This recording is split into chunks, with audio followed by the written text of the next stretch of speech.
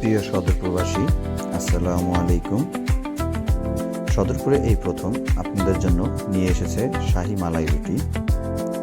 স্থান Swapan tea stall, Jamtala বাজার, সদরপুর। শাহী মালাই রুটি প্রতি পিচের দাম রাখা হয় মাত্র 50 টাকা। এবার দেখব কিভাবে